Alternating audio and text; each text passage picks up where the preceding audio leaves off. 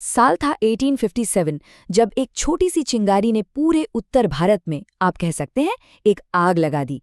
ये वो कहानी है जिसने ब्रिटिश राज की नींव तक हिला दी थी और भारत के इतिहास की दिशा को हमेशा हमेशा के लिए बदल दिया। तो चलिए आज इसी ऐतिहासिक घटना की तह तक चलते हैं।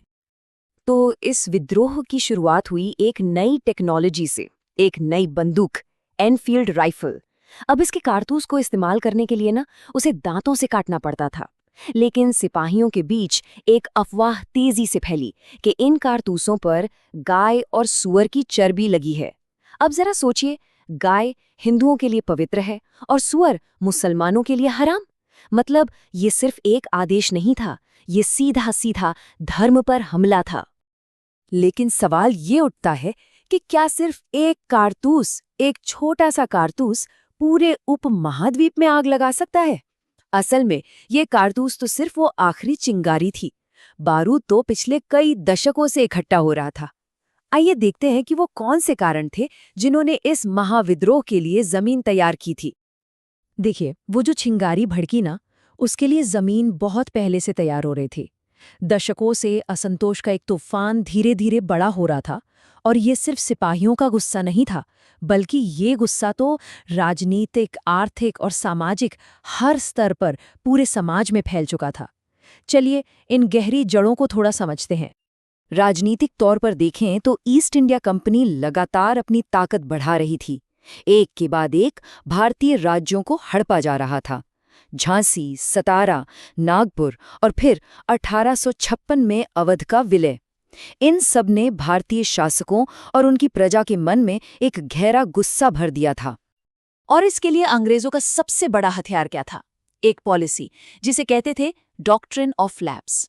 इसका सीधा सा मतलब ये था कि अगर किसी राजा का अपना कोई बेटा नहीं है तो उसके मरने के बाद उसका राज्य कंपनी के कब्जे में आ जाएगा। ये तो सरासर भारतीय परंपराओं के खिलाफ था और इसे सबने सत्ता हड़पने का एक बहाना ही माना।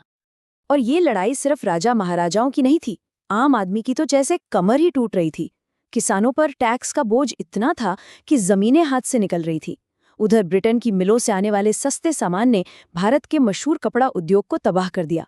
सोचिए, जो कारीगर पीढ़ियों से बेहतरीन कपड़ा बनाते थे, वो रातों रात बेरोजगार हो गए। ऐसा लग रहा था मानो भारत की पूरी अर्थव्यवस्था पर अंग्रेजों ने ताला लगा दिया हो। फिर एक डर था, एक गहरा डर कि अंग्रेज सिर्फ जमीन ही नहीं बल्कि धर्म और संस्कृति भी छीन लेना चाहते हैं।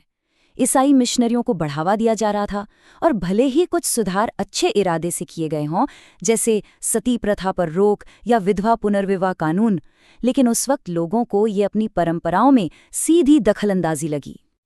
तो बस बारूद तैयार था, हर तरफ असंतोष था। इंतजार था तो सिर्फ एक चिंगारी का, और वो चिंगारी भड़की मेरठ में, जिसने देखते ही देखते पूरे उत्तर भारत को अपनी चपेट में ले लिया। 10 मई 1857 मेरठ में सिपाहियों ने बगावत कर दी। और फिर देखिए क्या हुआ। अगले ही दिन वो दिल्ली पहुंच गए।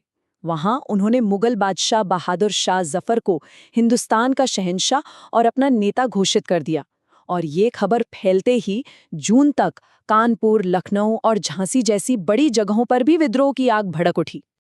और इस विद्रोह का कोई एक चेहरा नहीं था, हर जगह से अलग अलग हीरो सामने आए।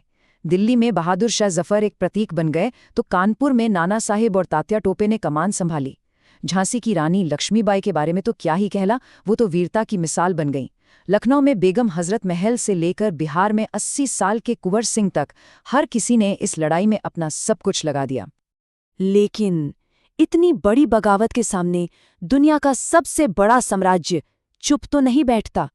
ब्रिटिश हुकूमत ने इस विद्रोह को कुचलने के लिए अपनी पूरी सैन्य ताकत झोंक दी, और उनका जवाब बेहद क्रूर था।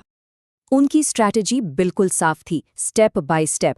पहला कदम, दिल्ली जैसे बड़े और जरूरी शहरों पर दोबारा कब्जा करो, जो उन्होंने सितंबर 1857 तक कर लिया। फिर एक एक करके हर इलाके की विद्रोही ताकतों को घेरो और खत्म करो। रानी लक्ष्मीबाई और तात्या टोपे जैसे बड़े नेता या तो जंग में शहीद हो गए या पकड़ लिए गए, और आखिर में विद्रोह के प्रतीक बहादुर शाह जफर को देश निकाला देकर बर्मा भेज दिया गया।